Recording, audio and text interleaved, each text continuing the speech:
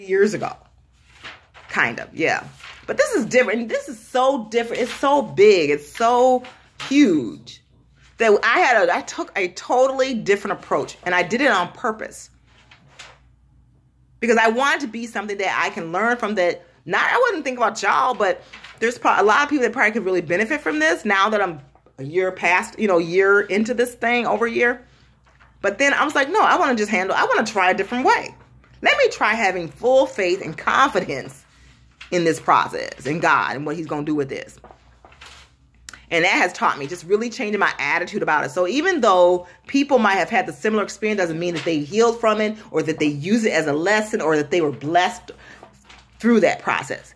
They might still have that they are functioning from still a victim, afraid, like where I was. And I have grown past that because I've done the work. You really got to do this work on your life. You really got to do work and take yourself. You can't just like I said, that's what I'm learning. It's so interesting though. As I'm talking to you, it's like, wow, that is really interesting. You really have to do it. You have to be like intentional about it. Okay, this happened to me. So now right? And I've taught, and this has been older people and younger person, one younger person and two older people. You're like, oh my God, they should know. Nope. But because it is our journey and we're different individuals. So don't assume just because someone's got a similar situation like yours, that your situation, that you understand, or that they understand. Let's get back to real. That they understand. Or even that you understand. You might be in the same. It's a lesson for me too. It's a true lesson for me as well. That, I understand what I can't say that, really. I'm not them. I don't have their experience. I don't know how their mind works. I don't know their faith. I don't know any of that. So I can't assume that I know anything really about it. And same thing for them. When you see someone struggling, going through stuff, don't jump in. I know what you need to do, because that's going to turn people off. Because guess what? Shut down. I shut you down. You can't be a part of my life. I can't have no naysayers in my life. You don't know my journey. You're not in the same sentence. You're certainly not in the same paragraph. So I have just a very few that are in the same paragraph with me, in the same page, and really have been nothing but non-judgmental. They didn't, and like I said, people, these friends that you got, you think they judge me, telling me, I'm gonna tell you what they said, like they know my life, right? Like they know my life. This is a couple months ago. I was like, what? What, really? I didn't even know they were judging me. But you know what? This is one thing, you get to see who really is in your corner. I gotta do my hair. It's driving me crazy as I'm talking to you guys. You really do, because people, you get to see the truth, how they really feel. And then you get to see their faith as well. You want somebody with some strong faith that will pray you through it. You want some prayer warriors, people that don't judge you, but will support you and love you through it all. And let you be the guide of your own journey, rather than take over artists or control freaks. Because you got people, well, you need to do this and you need to listen to me because what? See, you turn me off. When you come at me like that, bro, sis, bye. I don't have time for that. Because you don't know my experience. Did you ever ask me? Did you ask? Did you talk to me? Or did you just, don't try to control me? Nope, I don't like nobody trying to tell me what to do or what they think. I want you to listen when I tell you. Because when I tell you, I don't want to talk about it or it's not up for discussion. Respect me. Respect my words. I'll respect yours. So I'm learning a lot. People I thought, long time friend now.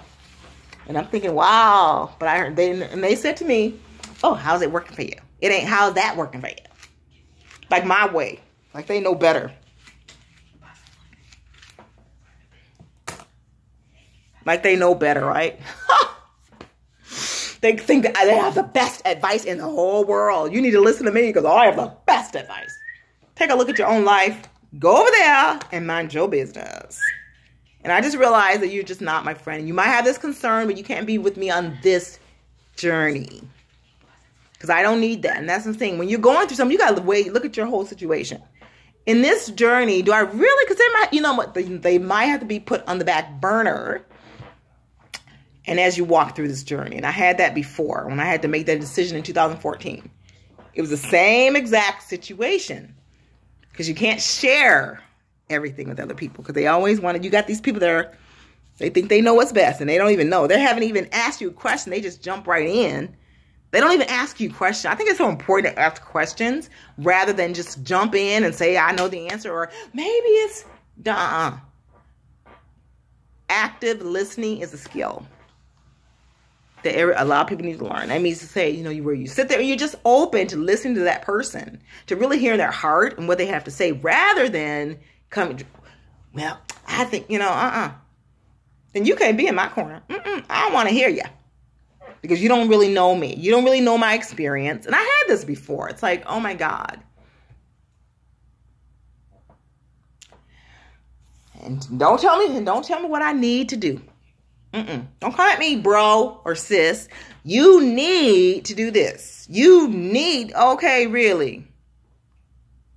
No, that's not being kind. That's not respectful. And that's not showing empathy. And that's not showing grace. It's showing I'm a big mouth and I know what to do and I'm just going to tell you. Did I ask you? Did I ask you? If I didn't ask you, do not give it to me. Unsolicited advice. I'm just trying to tell you my situation.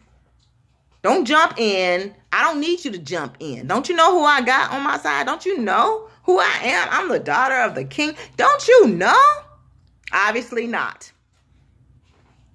See ya. Sayonara. Hasta luego. Auf Wiedersehen. Bye.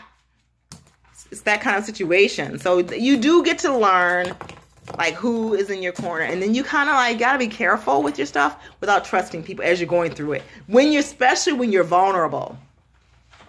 When you're very vulnerable, you don't need that. And I was for a long time. I was very sensitive about things. I don't care now because I know who I am. I know where I'm going. And I trust God. And that's why I can come to you and tell you today. Because oh my God, God has strengthened me. He will strengthen you. He will give you the strength.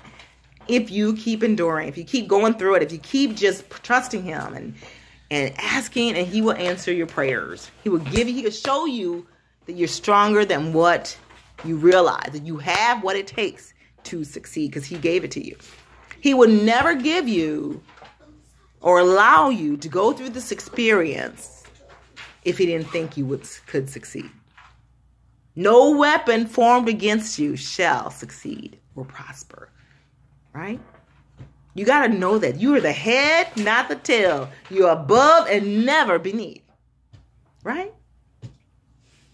That's what He says. That's what He says about you. He loves you. He loves me. His word is truth. His word is true. So we have to believe what God says. Believe it. God loves you. He adores you. He wants to see you succeed. He wants you to be stronger coming out of this experience, this wilderness experience, than you ever were before. Because He is preparing you. He's always preparing us for something greater. And we can't get to our greater until we go through the wilderness and become stronger and be courageous and strong, like Joseph. Be courageous and strong. And sometimes we need to stand still and see the salvation of God. We don't always need to be busy working all the time. Sometimes we just gotta just sit and chill and let God do the heavy lifting. And then when He tells us to move, we need to be ready to move like that. No negativity, no doubts. I don't know how Noah didn't know. Noah did. Really? Okay? There's Timmy's coming through. And I do believe the Bible. So I'm talking to the Bible believers.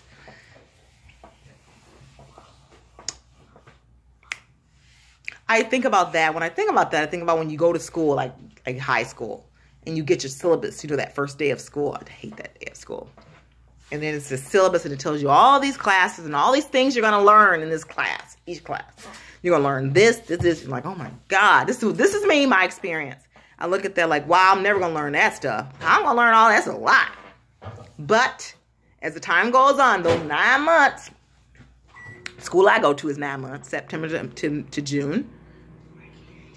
And, or August to May, whichever one. Or some people go to all year schools, but I don't do that. Anyway, I remember, and by that end of the year, you know all that information, but it was a process, So you got to trust the process. And this is what I think about this. And you get to the end of it, and you're like, wow, I know that. And this is the same thing. Simple, simple, simple. Just trust the process and know that God is with you. Have your group, have your prayer warriors with you. Have your or if you don't have a relationship, start build that relationship with God, that deep, meaningful, intimate relationship with God by reading His Word daily and by praying and meditating on it. And by speaking the scriptures, His Word in your life, speaking it on a daily basis, keeping it before you at all times, and having a prayerful attitude, and then asking yourself the right questions. What am I going to learn from this? Because the thing about lessons, because it could be a lesson, if you do not pass it, that test, you will have to repeat it again. So do I want to pass this test or not? What can I learn? How can I be more open to receiving whatever it is that my higher power, God, wants me to learn? What is it, God, that I need to asking Him the questions? Who is really in my corner? Is there anybody that I need to delete out of my life or move to the balcony for now, for this time, during this time? And then doing it. And fifth, truly trusting this process. Knowing and believing with every being, with every part of you that you will get through it. And you will. That you're going to get through it. Affirmations, affirm yourself, decree and declare all these things. Because God is with you and you can. He will never lead you where He will not protect you. He would never lead you to a prayer. That was a quote in one of my meditation books that I remember, and it just brings comfort to me right now.